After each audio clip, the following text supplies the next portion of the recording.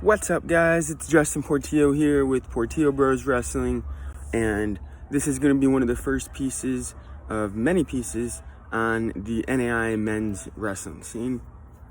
So every year, the NAIA, without fail, gets some sort of a huge impact transfer that can go out there and wrestle right away. Some big transfers go on to win titles.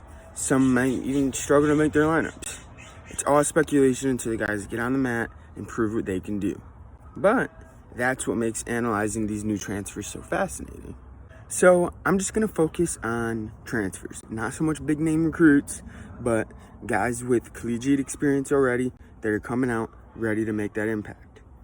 So there's actually going to be three main types of transfers. First up is the Juco Transfer.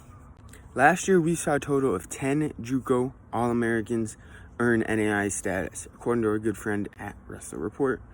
Go follow his page where he reports the unreported.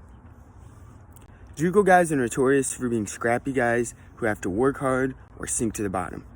Some Jucos are focusing on long-term development, resulting in more and more under-the-radar guys coming out NAIA ready. Next, we have the D1 transfer, and the question is never talent with these guys. These guys are great for raising the level of the NAIA and just making their rooms tougher. We've seen many D1 transfers rise to a national title quickly, and we've seen some who never accomplished that goal, and some just fizzle out. You never know what you're going to get with the D1 guy. Lastly, we have the rare wildcard transfer. These guys have taken more unconventional paths to their schools. In the NAIA, you can actually take a few years and come back. Because of this, we've seen some pretty interesting characters come out and wrestle. These are always the most interesting ones to me, because you'll see some of those huge names transfer in, and you really just never know what you're gonna get. Anyways, let's get into some of our honorable mentions. Our first honorable mention is gonna be Midland, and I'm really excited to see what they can do with Joel Romero, a two-time Juco finalist. He wrestled at Clackamas, then went to Wyoming, and eventually joined his brother, national champion Abner Romero, at Lindenwood. Midland's used to having national finalist threats come in as transfers, and this guy's no different, and I'm curious to see if they can get him to a champ. While Doane's used to harvesting Mongolians from Northwest Kansas Tech, this time they get a nice Ellsworth recruit. We have Nathan Lent. He was a two-time All-American and perennial Juco title contender from Ellsworth, and he had a great high school career at Southeastern before taking a couple years off, but now Nathan Lent is back and looking to become an NAIA All-American at Doane University. And then there's a new program, Avila University. They're going to get Devin Winston, who's a little bit more of an unknown, but he was a huge recruit coming out of high school. He was a Fargo champ and Who's Number One champ. He originally went D1, and just recently at North Idaho, he became a Juco All-American last year. So he's got a lot of upside, and he could be Avila's next big hometown hero, their next big guy. Speaking of new programs, here's an interesting pickup for U-Pike, who's going to be competing in the Mid-South. They just got Stephen Lawrence, who is a two-time Juco All-American for Ellsworth, and then a one-time All-American for national champion Grandview Vikings back in 2019. During his time, he had multiple wins over national champions, but after give or take 3 years off, what type of a Stephen Lawrence will we see? Can he be U-Pike's first national champion? Now, before we get into some deeper teams, there is one more transfer I want to talk about, and this one's a little bit more sad, but Trent Muniz, NAIA national finalist as a freshman for Hastings College, will be leaving the NAIA, and he's going to be taking his talents to the Nebraska Kearney Lopers, who were the Division II national champions last year. So he's going to go there. He's going to make a big impact on D2, and we wish you luck there, Trent Muniz. Cumberland provides us one of our first deeper classes, and they really like their Juco guys. Two of their A's this last year were from Juco, Carter Cox and Anthony Maia. Now they receive two Juco A's from Indian Hills, Victor Guzman and Chris Busatil. As well, while Elijah Griffin never started in the postseason for the Deep Reinhardt team, he did beat 2021 national champion Andreas Bond at the Life Open last year. If he can keep channeling that type of energy in a Cumberland singlet, he could be a threat as well. Ottawa also gets two big names. One of them is K-Cap champion Bobby Robinson, who used to wrestle for Ottawa transferred Texas Wesleyan, and now he's back at his old school, Ottawa. Then Ottawa gets a new guy, Tucker Tomlinson. Really excited about this dude. He was a national champion at Western Wyoming and is now transferring in from D1 Wyoming. And he's exactly the type of guy that Ottawa needs. They had an All-American last year with Jesse Daniel Perez at 194. Tomlinson's going to be a 197. I think those two are just going to make each other even better, and they might end up with 2 national title contenders in their upper weights. So, as I preluded, I only wanted to try to rank these teams based off of guys with some solid collegiate experience. These next two I had to make an exception for. While they haven't done much for their prospective D1 teams, there's some really big studs. First, we have Al Kakati. He was a 2-time Indiana State champ who was transferring in from the University of Tennessee, Chattanooga. Joining him will be Asa Garcia. He's had D1 stints at Indiana University and Rutgers. And just listen to some of the wins that Asa Garcia has in his career. D1 qualifiers, Jack Medley and Cole Madden. He's beaten Juco champion Blake Gonzalez. He's beaten D2 All-Americans Alexis Soriano and NAI All-Americans like Trent Leon. The dude might not have many accolades in college yet, but he's definitely going to be ready to make an impact at Marian. And if Marian can keep just focusing on these in-state guys, and if they can keep getting state champs like that right from their home state in Indiana, that's really all of the recruiting base I feel like they'll ever really need. So 2 huge pickups for Marian here. All right, now let's get into our top 5, and just have to tell you guys, I started and I tried really hard to rank these teams, and I just can't. It's just too tricky to compare and contrast different types of recruits. Like, tell me how you would determine what is best. A D1 transfer, a Juco champion, or an NAI All-American. How can I weigh one of those as better than the other? So instead, I opted for that honorable mentions list that I just finished, and now we're getting into our top 5 teams, just no particular order. Let's just get into the best transfer classes. Southeastern's got the trifecta of 3 different types of unique recruits. They took 3rd last year, and one of the guys that I'm most excited that they're getting is David Rubio. He took 5th place at Corbin University last year as a youngster, and now that his head coach at Corbin resigned, he started to look for a new school. He wound up at Southeastern. He's another guy that they can take to a national title contender immediately.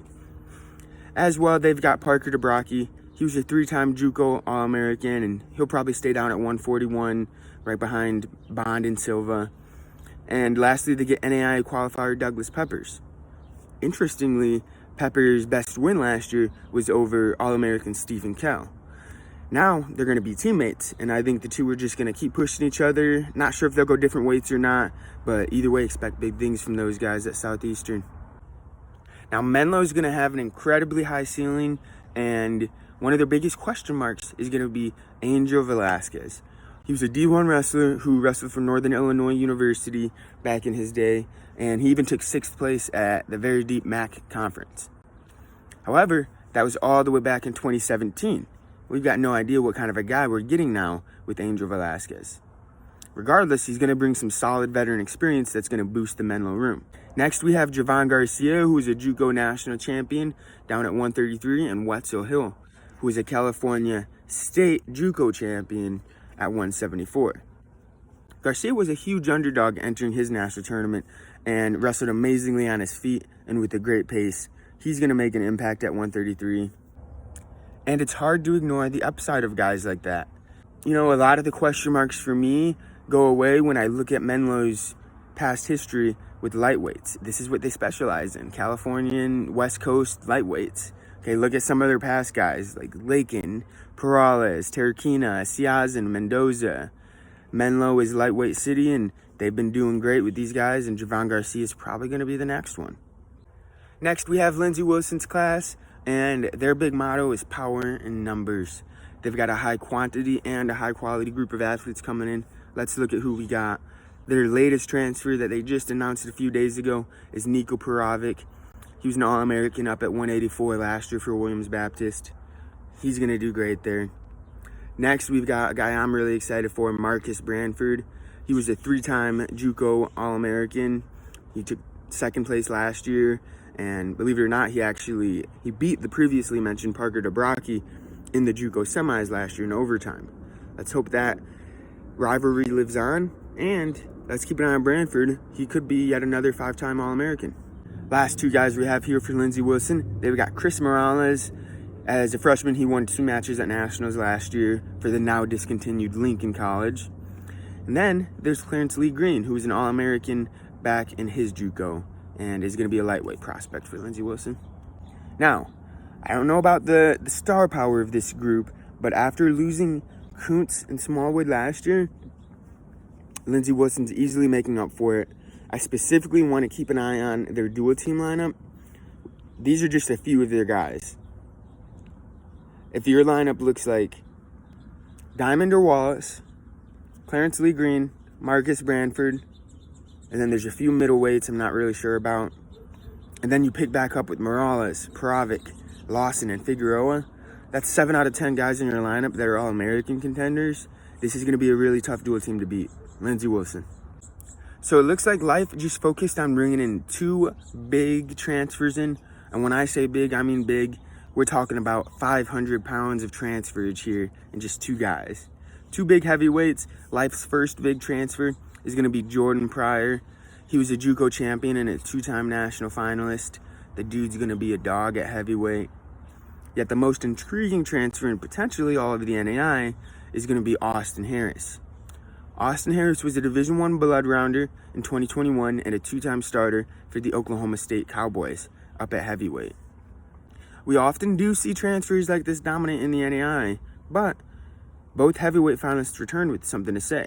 I think Hagan and Braun both match Harris's athleticism pretty well, and looming in the bracket is NAI All-American Casey Baudet from Providence.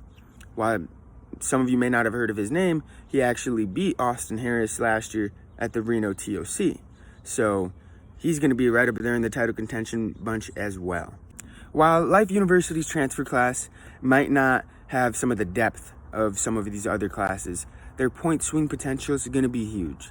Last year, they scored just 4 points at heavyweight, and if both of these transfers can manage to All-American, they're looking around at least 30, maybe 40 points, and that's huge for the returning runner-ups.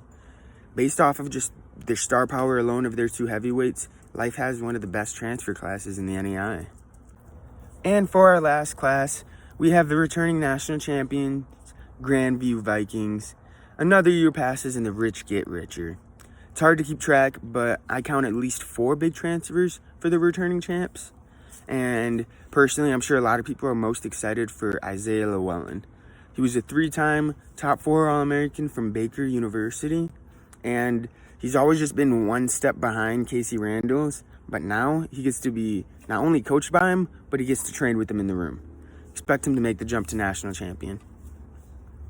Next, we have Tyson Beauperthy, who's coming in from Midland, and he was a 2021 national finalist at 184. Then there's guys like Deville Dentist. He was a 3-time JUCO AA. He had originally committed to Life, but just recently flipped over to Grandview.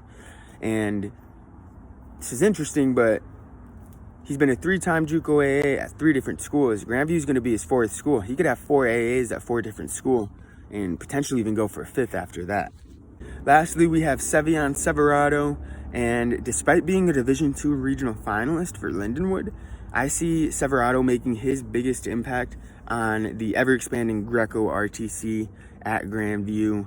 The program's just been blowing up with guys like Provisor, McCunn, Irvin, Lee, Lewis, Cothey, on and on and on. His ward-level experience, tied with the right environment, could leave Severado as just the next in line and maybe even in a Final X before you know it. All right, everyone, that's the list. I tried to hit up most of the teams with some high-impact transfers coming in. And, of course, there's going to be many under-the-radar guys that I just didn't mention. There's going to be some JUCO non-placers that are going to blow up at their new school. Some schools like Clackamas and Iowa Central are just becoming notorious for pipelines into 4-year schools. Additionally, there's going to be some guys from D1s that maybe I haven't heard of that are going to expand at their smaller schools. Still, I tried to limit this list to guys with concrete college experience. And another important note that I want to mention is the guarantee of some crazy mid-semester transfers.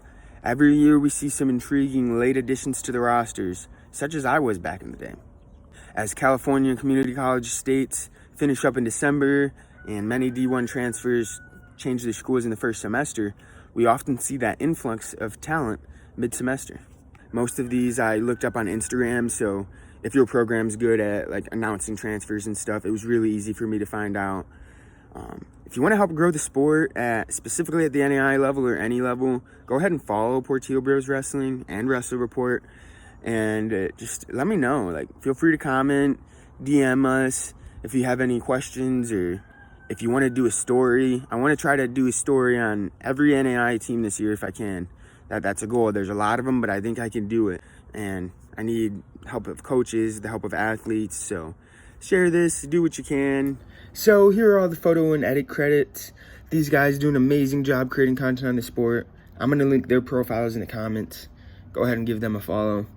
Also, this video was done with a ton of research that was done by Wrestle Report.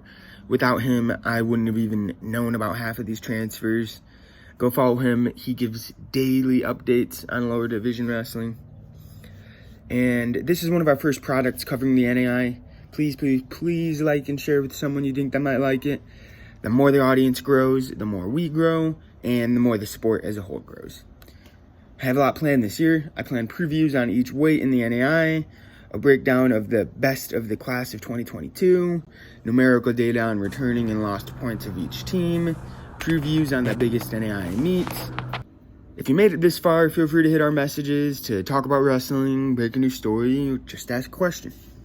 Thanks for watching. This is Portillo Bros Wrestling. Just two bros trying to grow the sport.